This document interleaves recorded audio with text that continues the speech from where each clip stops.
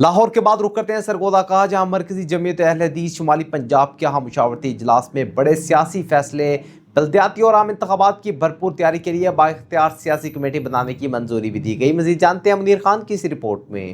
Media coordinator شمالی پنجاب امیر افضل اوان کے مطابق شمالی پنجاب کی کابینہ معاملہ کا ہم مشاورتی اجلاس قائم مقام امیر شیخ علی محمد ابو تراب کی صدارت میں منعقد ہوا۔ اجلاس میں آئندہ کی سیاسی حکمت عملی پر غور کرتے ہوئے عزم ظاہر کیا گیا کہ جماعت ملک کے سیاسی منظرنامے میں اپنا بھرپور کردار ادا کرے گی، جبکہ گورنر، وزیر اور میئر جیسے اعلیٰ مناصب کے لیے قابل شخصیات موجود ہیں۔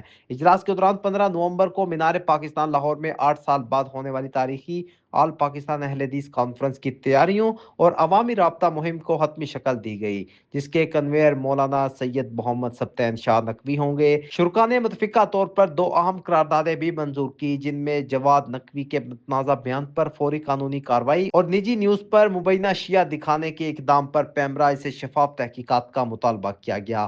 اجلاس میں ایڈیشنل ناظم اعلیٰ و کنویر مولانا سید محمد سبطین شاہ نقوی، امیر مرکزی شمالی پنجاب سید عتیق الرحمان شاہ کشمیری، ناظم شمالی پنجاب ابوبکر حنیف اور سینئر نائب ناظم میاں عبدالغفار آزاد سمیت دیگر ضلعی امراء، ناظمین اور علماء کرام نے خصوصی طور پر شرکت کی۔ Munir Khan, big news, Sargodha.